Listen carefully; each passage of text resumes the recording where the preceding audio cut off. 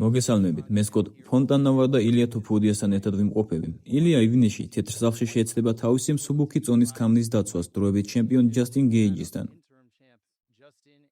შენ აქ ერთადერთ ამერიკელ ჩემპიონს ებრძვი, გამოდის რომ ცოტათი ცუდი ბიჭის როლში იქნები. ემზადები ამისთვის? ასე არ ვგრძნობ, საერთოდ არ ვგრძნობ, რომ ცუდი ბიჭი ვარ. გრძნობ საკმარის სიყვარულს ამ ქვეყანაში, თუ ეს ისეთი რამეა, რაც არ გაინტერესებს. რა თქმა უნდა, ამ ქვეყანაში თავს ყოველთვის ძალიან დაფასებულა და საყვარელ ადამიანად ვგრძნობდი, მე ძალიან მიყვარს ეს ქვეყანა. ახლა აშკარაა, წარმოიდგინე, პრეზიდენტს ალბათ აქვს თავისი ფავორიტი, რაც უნდა რომ მოხდეს. ალბათ ამერიკელის მოგება უნდა. არა მგონია, მართლა არ მგონია ასე რომ იყოს. ნამდვილად არა. არ ვფიქრობ, რომ მას რაიმე წინასწარი პრეფერენცია აქვს. ის ამ სპორტის ფანია და უბრალოდ უნდა რომ საუკეთესომ გაიმარჯვოს. ალბათ გმირულ დახვედრას მოგიწყობენ მადრიდშიც და თბილისშიც, როცა სახლში დაბრუნდები. როგორი იქნება შენი მოლოდინი? როგორი იქნება იმის მიღება, სადაც ხალხი ასეთ ფილად მიგიღებს გამარჯვებისთვის? ამ ქვეყანაში, ამერიკაშიც ყოველთვის თბილად მიღებენ. როგორც გითხარი, დასწრუნებული ვარ, რომ ამ ქვეყანა მომცა ის ადგილი, რაც დღეს მაქვს. შესაძლებლობა მომცა და ეს ქვეყანა მიყვარს. ბავშვობაში სულ მესმოდა ამერიკული ოცნების შესახებ და ბოლომდე არ მესმოდა ამ სიტყვის მნიშვნელობა. ახლა კი ამ მნიშვნელობით ვცხოვრობ.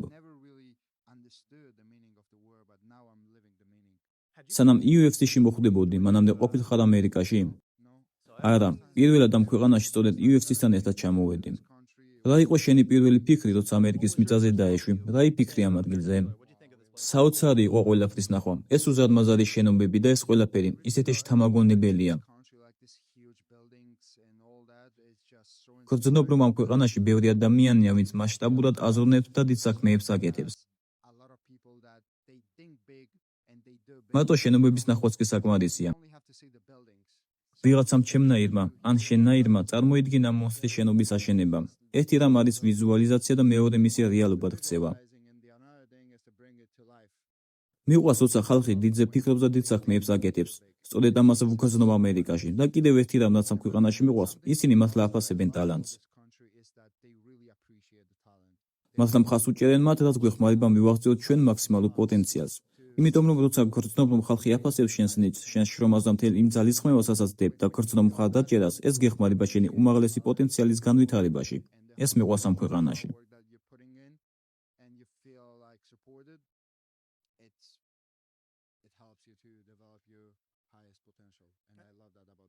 და რა თქმა უნდა, შენ გიყვარს დიდზე ფიქრი, შენი კარიერის თვალსაზრისით. ზუსტადაც. მეორე დღეს თქვი, რომ ჯასტინ გეიჯის უყურებ როგორც საჩუქრას, ეს სიტყვა გამოიყენე. მისმინე, შეიძლება ზედმეტი იყო იმის თქმა, რომ ის საჩუქარია, რადგან ის საჩუქარი არა, ის ლეგენდარული მებრძოლია და დიდების დარბაზის წევრია. სინამდვილეში მისი დიდი ფანი ვარ, მიყვარს მისი ყველა ბრძოლის ყურება, სულ პატივისცემას ვუცხადებ მას, მაგრამ უბრალოდ ვგრძნობ, რომ მასზე ბევრად უკეთესი ვარ. ახლა ჩემი დროა და უბრალოდ ჩემი საქმე უნდა გავაკეთო. ანუ ეს თავდაჯერებულობაა და არა რაიმე გადამეტებული? ზუსტად, თავდაჯერებულობა. მისმინე, თუ ვინმეს აქვს გადამეტებული თავდაჯერებულობა, ის წყვეტს თავდაუზოგავს შრომას. ის აღარ აკეთებს იმდენს, რამდენსაც აკეთებდა. მე კი ჯასტინს ძალიან სერიოზულად აღვიქვამ. ბევრს ვვარჯიშობ ძალიან, მაგრამ მუშაობ, რადგან ვიცი, რომ ჩემს წინაშე ძალიან ძლიერი მეტოქია.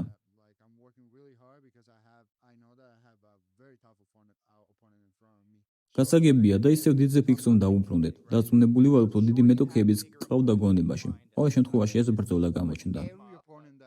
ყველა მეტოქე, ვინც ჩემს წინ ხვდება და ყველა ბრძოლა ჩემთვის ყველაზე დიდი ბრძოლა, ყველაზე ძლიერი მეტოქია და ახალი გამოწვევა ჩემს ცხოვრებაში, ასე რომ საკმაოდ აღელვებული ვარ. მაგრამ კიდევ ვინ არის ისეთი, ვინც შენ გინდა, გარდა იმისა, ვისაც UFC შემოგთავაზებს? ვინ არის ისეთი, ვინც ილია თოფურიას სურს?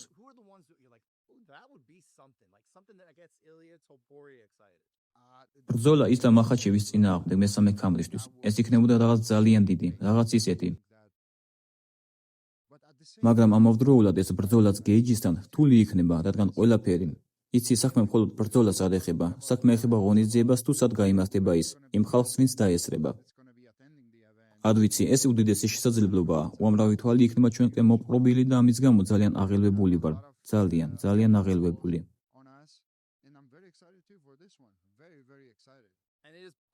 შესაძლებელია, რომ თუ რომელიმე თქვენგანი გამოეთიშება ბრძოლას, არმან ცარუკიანი იყოს სადადარიგო მებრძოლი. მისმინე, ვინც არ უნდა იყოს, ერთადერთი რაც ვიცი არის ის, რომ მე იმ ღამეს იქ ვიქნები. ვინც არ უნდა დამიყენონ წინ, მე იქ დახვდები და შედეგი იგივე იქნება. მნიშვნელობა არ აქვს, ვინ იდგება ჩემს წინ. როგორც იცი, ალბათ ყველანი ვარაუდობთ, რომ ყველაფერი გეგმის მიხედვით სწავა და ბრძოლად შედგება. სად ტოვებს ეს არმან ცარუკიანს? ის არის ის მეტოქე, ვისთანაც გინდა რომ შემდეგში იჭყობო? ჩანს, რომ მის კარიერაში დიდი აღმავლობაა. არასდროს ჩემს ცხოვრებაში მეტოქეები არ ამისჩევია. ყოველთვის მირეკავდნენ და მეუბნებოდნენ, ილია, გვინდა რომ ამა და ამ თარიღში, ამა და ამ ტიპს ეჭყობო. მე ყოველთვის ვთანხმდებოდი, ასე რომ ვისაც მეტყვე რომ შემდეგია, იმ მომდევნო პრეტენდენტს ვეჭყობები. ისევ ისლამს დაუბრუნდეთ, რადგან თავად ახსენე, რამდენად რეალურად მიგაჩნია ეს ბრძოლა, გარდაუვალია. დარწმუნებული ხარ, რომ იჭყობებ, თუ ჯერ არ იცი, რამდენად ახლოსაა ეს ყველაფერი.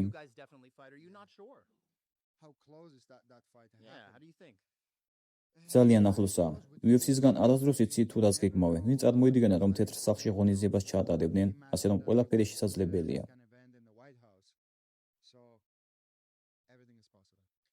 ცოტახნი ჩამოშორებული იყავი ამ ყველაფერს. დაახლოებით 1 წელი გავიდა შენი ბოლო ბრძოლიდან. სანამ ეს ბრძოლა გამოცხადდებოდა, იყო მის შესაძლებლობა, რომ კიდევ უფრო დიდხანს მოგიწიალოდინე ოქტაგონში დასაბრუნებლად.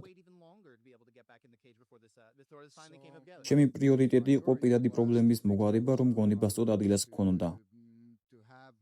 ყოველთვის ვიცოდი, რომ როგორც კი პრობლემებს მოვაგვარებდი, მაშინვე ოქტაგონზე დაბრუნდებოდი.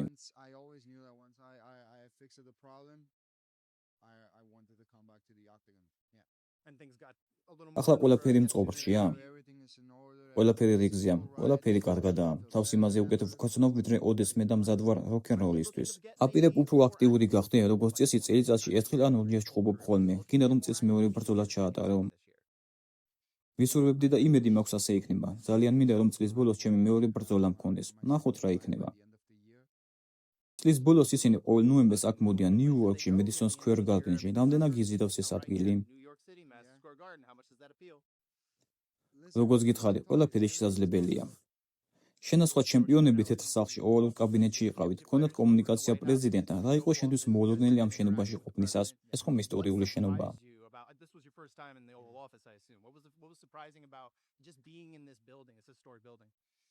პირველ რიგში ძალიან სასიამოვნო იყო ვაშინგტონის პირველად მონახულება. თეთრ სახლში შესვლა და ამერიკის პრეზიდენტთან შეხვედრა.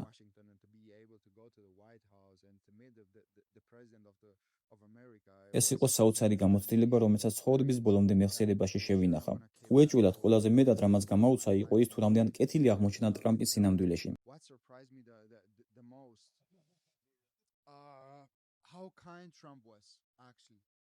ყოველთვის წარმომედგინა, რომ ქვეყნის პრეზიდენტი ცოტა დისტანციური უნდა იყოს, მაგრამ ის რეალურად ძალიან მხიარული იყო. ის ყველას მიმართ ყურადღებიანი იყო, ყველასთან საუბარს ცდილობდა, რომ ყველას კომფორტულად ეგზნო თავი. ამან გამაუცა.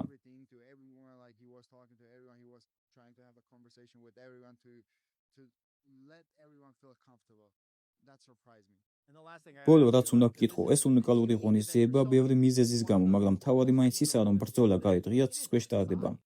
UFC-ს ეს არ უყვარს და სტადიონებზეც ამიტომ არ გადიან. შენთვის ეს პირველი შემთხვევაა? ცხოვრებაში პირველად ვჩხუბობ გარეთ. როგორი მზადები ამისთვის? ვცდილობ სავაჭრო სესიები გარეთ ჩავატარო, რომ შევეჩვიო.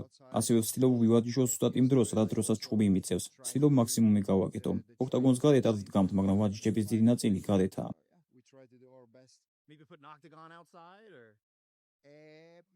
Not specifically putting the octagon outside, but doing a big part of the trainings outside, yes. და ბოლოს გაქვს ამ ბრძოლის პროგნოზი, როგორ დასრულდება. ეს იქნება ნოკაუტი პირველივე რაუნდში. პირველსავე რაუნდში თვალებში შუქს ჩაუქრობ. გული დაგწყდება თუ ბრძოლა უფრო დიდხანს გაგრძელდა, თუ უბრალოდ ასეთია შენი პროგნოზი. გული არასდროს დამწყდება, სანამ ვიგებ, რასაც ღმერთი ინებებს, იმას მივიღებ. ამით ვამაყობ.